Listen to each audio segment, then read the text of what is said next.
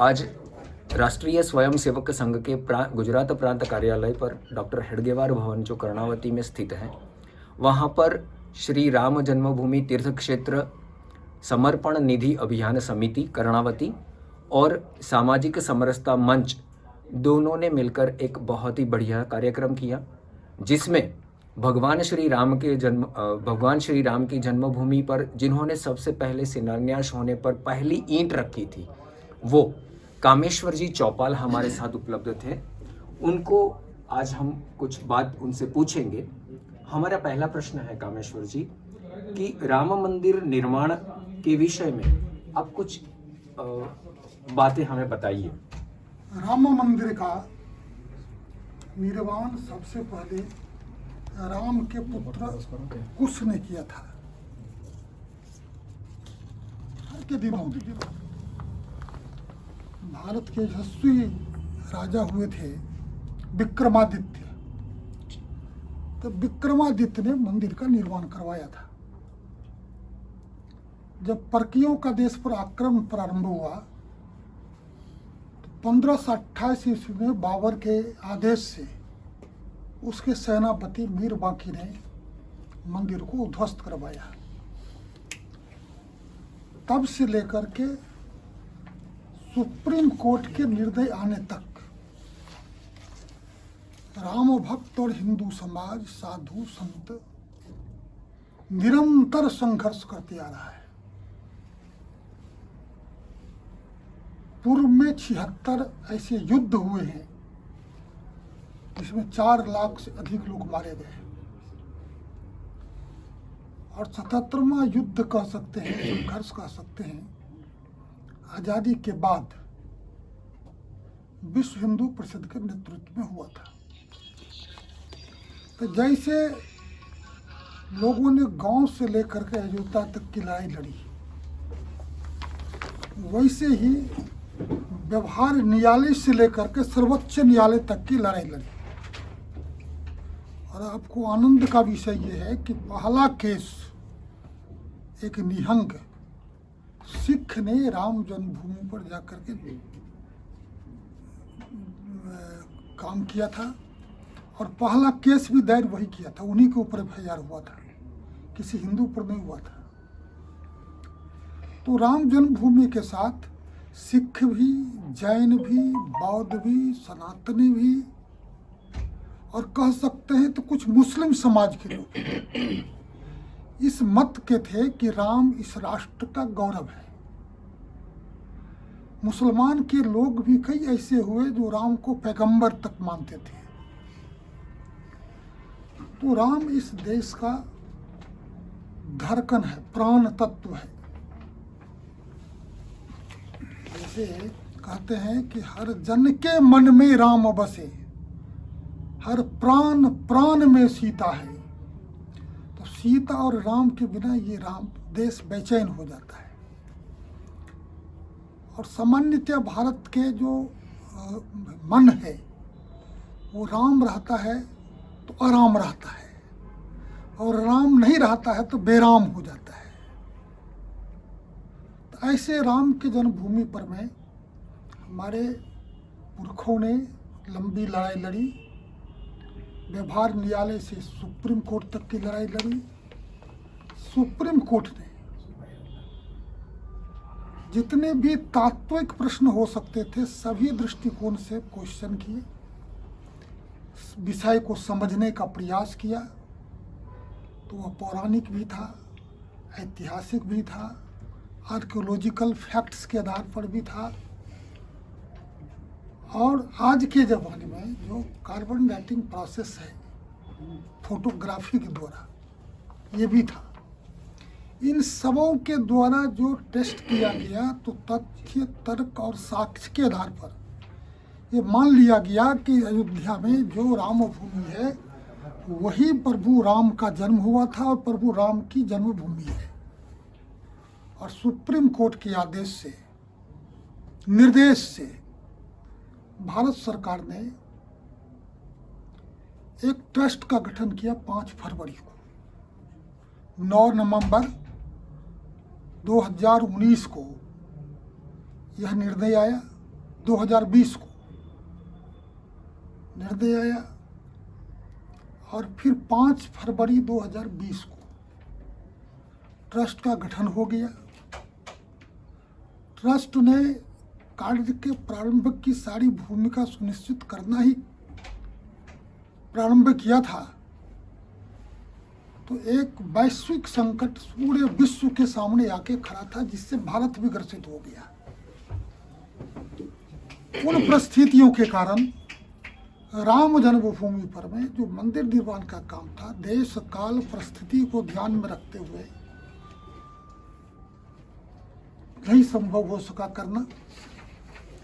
लेकिन जब सरकार ने रिलैक्सेशन दिया तब उस पर काम प्रारंभ हुआ है। और अभी जहाँ भगवान राम पहले तिरपाल में विराजमान थे, वहाँ से अब ये काष्ठ के मंदिर में आ गए हैं। उनका भोग राग प्रारंभ हो गया है। जहाँ भगवान का मंदिर बनना था, उस स्थान का समतलीकरण हो गया।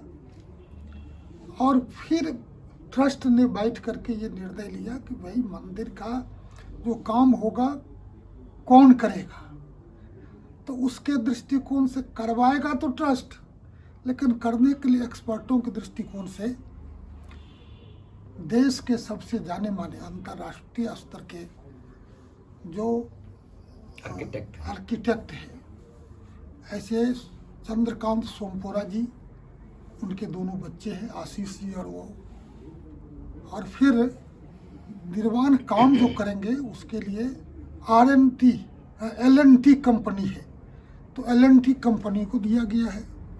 उसके देख रेख के लिए जो मटेरियल जाएगा वो ठीक ठाक जा रहा है कि नहीं, तो टाटा इंजीनियर्स को दिया है।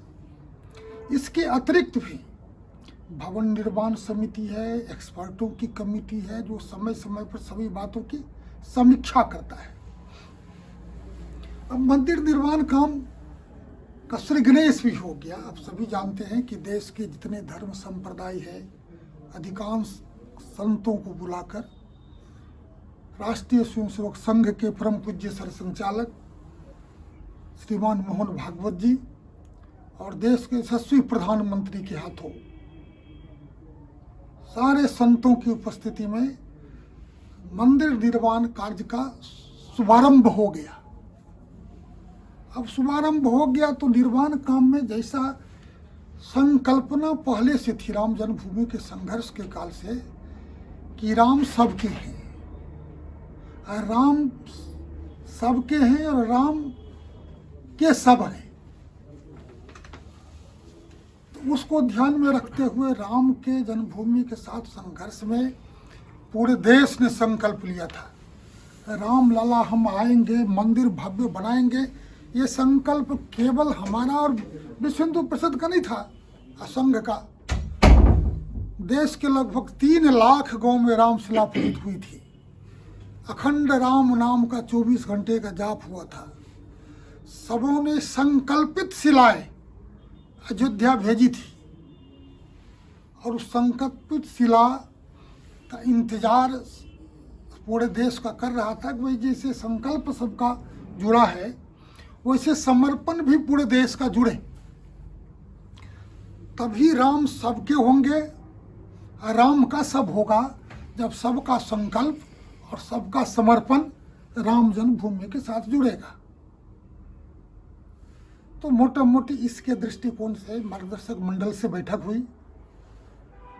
संघ विश्व हिंदू परिषद को प्रत्यक्ष आग्रह किया गया ट्रस्ट की ओर से कि आप इस काम को संभालिए, और उन्होंने एक योजना देशव्यापी बनाया है, जिस योजना के तहत 1.25 लाख गांव में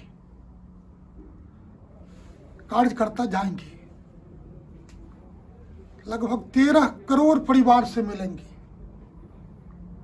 और ये जो पूरे समर्पण की राशि आएगी, जिसमें सबका श्रद्धावश समर्पण होगा, उससे राम जन्मभूमि का मंदिर बनेगा। और मैं कहता हूँ राम का मंदिर फिर एक बार ऐसा ही होगा, जब राम थे तो राम राज था, राम था तो दैहिक दैविक भौतिक तापा ऐसा कहते थे कि किसी को रोग नहीं, किसी को दुख नहीं, किसी को भय नहीं। वैसा वातावरण फिर जब निर्माण होगा तो वह राम का चरित्र ही है जो नगरों को, वनों को, गांव को जोड़कर उपेक्षितों को भी गले लगाकर सब समाज को एक साथ खड़ा करने का सामर्थ्य यदि आज किसी में है तो वो राम के चरित्र में है। और राम का चरित्र ही राष्ट्रीय स्वयंसेवक संघ जीता है।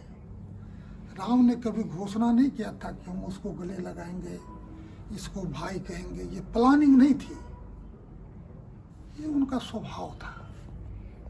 तो ऐसे ही राम के चरित्र के आधार पर जीने वाले जो संगठन है, जो घोषणा नहीं करता, अपने चरित्र से व्यक्त करता है, व्यवहार से व्यक्त करता है, व्यवहार से। हमारे यहाँ तो अनादिकाल से संतों की वाणी रही है, एतदेश प्रसूतस्य सदा सादग्र जन्मना स्वयं स्वयं चरित्रेण शिक्षेरन सर्वांग पृथ्वी मानवा। संपूर्ण पृथ्वी पर जो मनुष्य है उसको एक व्यक्ति अपने चरित्र से संस्कारित कर सकता है, और वो चरित्र राम का है। और उस राम के चरित्र को जीने वाला राष्ट्रीय स्वयंसेवक संघ है। इसलिए उनके नेतृत्व में ये सारा कार्यक्रम आयोजन हुआ है, ताकि हम ऐसा मंदिर बनाए जहाँ से फिर से प्रेम का, स्नेह का, बंधुत्व का एक वातावरण देश में जाए। और फिर राम राज की कल्पना जो डॉक्टर हेडगेवार ने की थी, यह देश बनाएंगे ऐसा आज़ादी जिसमें खिलती हो, पग पग पर पुनः प्रिया बने, नंदन कानन है सरसाना। फिर राम राज्य है भारत का, उजरे कानन में विकसाना।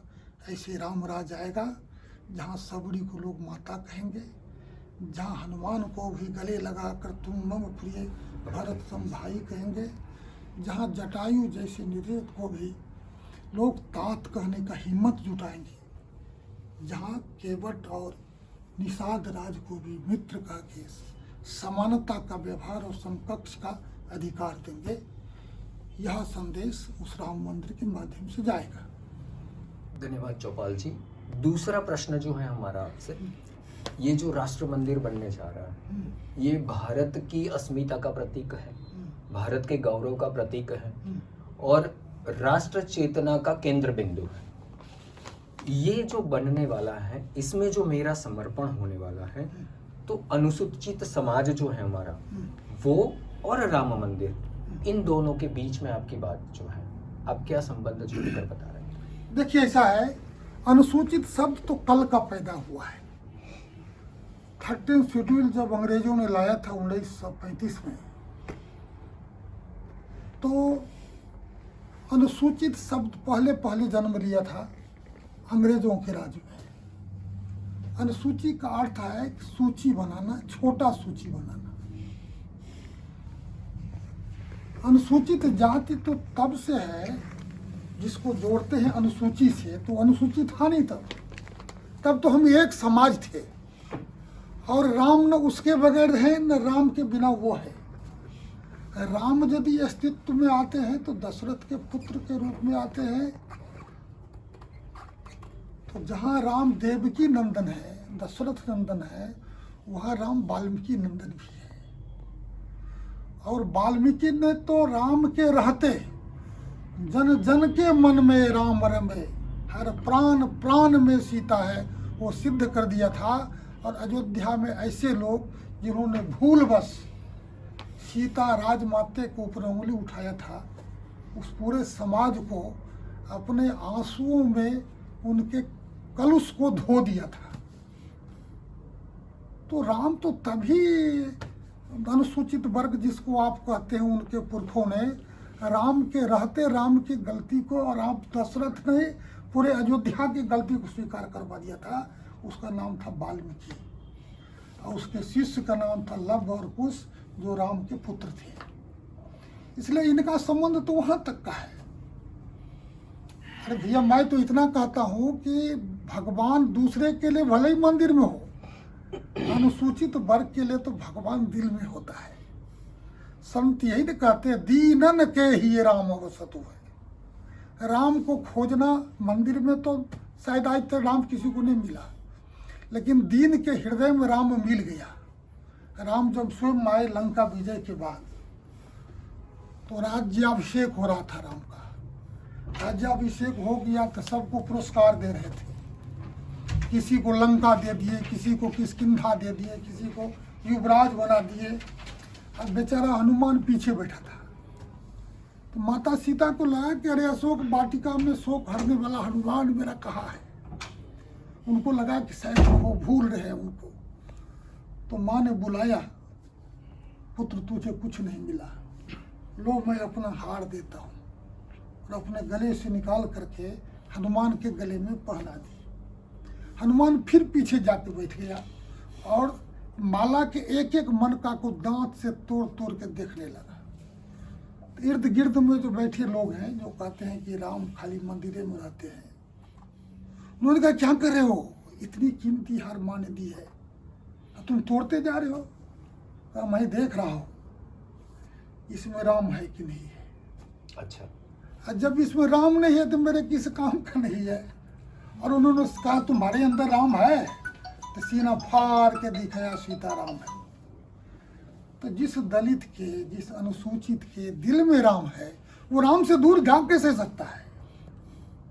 और इसीलिए राम के मंदिर में जब कामेश्वर चौपाल दलित के रूप में शिला लगाते हैं, तो देश के प्रथम नागरिक राष्ट्रपति एक दलित का बेटा प्रथम समर्पण की राशि भेजते हैं। तो यह क्या संदेश कहता है कि अनुसूचित जाति तो सब में आगे है, शिला से लेकर शिखर तक में आगे है, और उसी प्रकार चट्टान के तरफ खड़ा रहेगा। क्योंकि राम जब जाने लगे थे ना अपने परम धाम को, तो हनुमान जी को अयोध्या सौंप के गए थे। हनुमान के ही सारे ही दलित और पिछड़ा बाकी जो है सो है, तो सब लोग मिल करके राम जी को अयोध्या में हम लोग बैठाएंगे, बढ़िया से भव्य और दिव्य बनाएंगे। नगरवासी, शहरवासी, गांववासी, वनवासी सब एकजुट होकर के फिर से राम राज्य की प्रतिष्ठापना करेंगे। जिसके लिए हम निधि समर्पण अभी कर रहा है, पूरा राष्ट्र कर रहा है, जिस राष्ट्र मंदिर के लिए, जो जैसे कि हमने पहले भी बताया कि ये राष्ट्र चेतना का केंद्र बिंदु है। राम जन्मभूमि, राम मंदिर जो है राष्ट्र चेतना का केंद्र बिंदु है। इसी से ही राष्ट्र की चेतना जागृत होती है। इस विषय में डॉक्टर बाबा साहब अम्बेडकर का संदेश या जीवन से हमें क्या प्रेरणा लेनी चाहिए, क्योंकि डॉक्टर बाबा साहब अम्बेडकर जो है वो आधुनिक भारत के निर्माण में भी उनका बहुत बड़ा योगदान है। देखिए, हमारे हिंदू तत्व ज्ञान में हम सब में ब्रह्म को देखते हैं, और इसीलिए हम में, तुम में, खड़े खंभ में सब नारायण है। तो भगवान राम भी अवतार थे, पूर्व तो भगवान विष्णु थे, और जिन्होंने पुरुषार्थ किया, लोक रंजन किया, अच्छा आचरण और अच्छे मार्ग दे समाज को दिखाया, वह अवतार यहाँ हो गए। भगवान बुद्ध तो यह संघर्ष किए थे, लेकिन हम दशावतार माने कि नहीं माने उनको, दशावतार थे। बिल्कुल। तो मुझको लगता है कि डॉक्टर हेडगेवार हो, डॉक्टर बाबा साहब अम्बेडकर हो, उस प्रवृत्त जितने भी लोग हुए हैं, वह वही सोल थे जिसमें ईश्वर तत्व की अधिकता थी। और इसलिए उस सोल ने अपने पूरे विराट रूप में इस समाज को एक सूत्र में जोड़ने का प्रयास किया, और उस प्रयास का ही सुफल है कि आज समाज में बहुत विकृतियां दूर हुई हैं। लेकिन हमारे देखने की दृष्टि अलग है।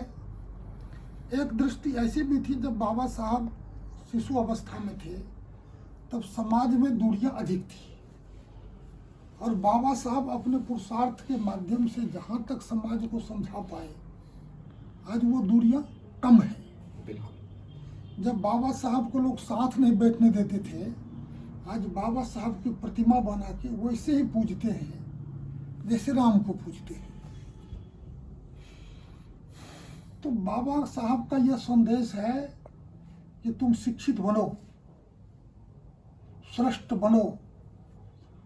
और इसलिए बाबा साहब एक वाक्य कहते थे, यदि तुमको लंबे काल तक जीना है और मरने के बाद भी तुमको याद करे कुछ ऐसा करना है, तो या तो अच्छा कुछ करो या अच्छा कुछ लिखो, ताकि बाद में भी तुमको स्मरण करे।